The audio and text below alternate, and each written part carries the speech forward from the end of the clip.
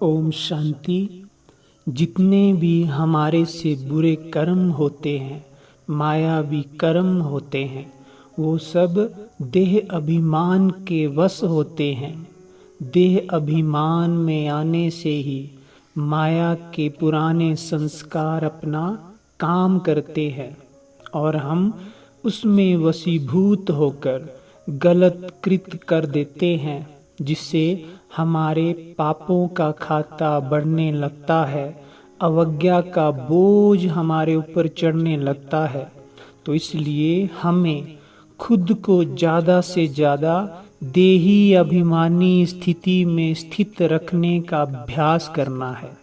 देही अभिमानी अर्थात मैं आत्मा इस शरीर से अलग हूँ, ये अनुभूति निरंतर करनी है और ये अनुभूति, ये अभ्यास ही योग का बीज है। शिव बाबा में मगन होने का, उससे सर्व शक्तियाँ प्राप्त करने का, उसके स्वरूप में खो जाने का, एकाग्र हो जाने का मूल अभ्यास है देही अभिमानी बनना। तो आज से हम बार बार ये प्रैक्टिस करेंगे, मैं आत्मा हूँ और सामने जो भी आए ये भी आत्मा है। सीधी नज़र उसके मस्तिष्क में, ये आत्मा है, मैं भी आत्मा हूँ, मैं शरीर से अलग हूँ, ये मेरा वस्त्र है जिसे मैं मालिक बनकर चला रही हूँ, जिसे मैंने थोड़े समय के लिए कर्म करने अर्थ पहना हुआ है। और जो सामने है वो भी आत्मा है, इस शरीर में रहकर वो भी अपना पार्ट बजा रही है। और इससे अगला स्टेप, मैं आत्मा अति शुद्ध और पवित्र हूँ, शांत हूँ, बहुत सुखी हूँ। अपने गुणों को याद करना और जब भी किसी को देखना तो ये देखना कि ये आत्मा भी बहुत शुद्ध है, पवित्र है। उसके संस्कारों को नहीं देखना है, लेकिन सबके मूल स्वरूप को देखना है, उनके गुणों को, ओरिजिनल गुणों को, आत्मिक गुणों को देखना है।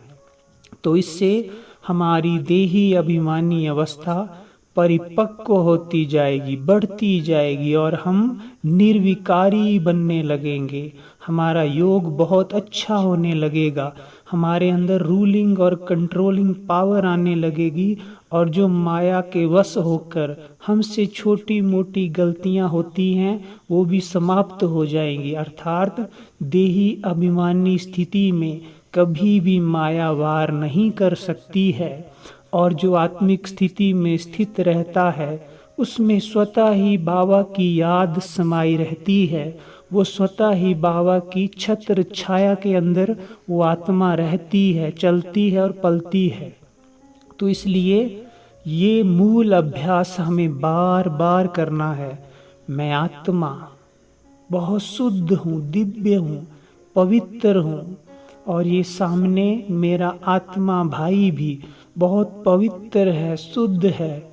उसके मूल स्वरूप को देखना है, देह को देखते हुए भी नहीं देखना है। ये अभ्यास हमें बहुत पक्का करना है और ये पहला अभ्यास ही हमें संपूर्णता की ओर बहुत तीव्रता से ले जाएगा। ओम शांति।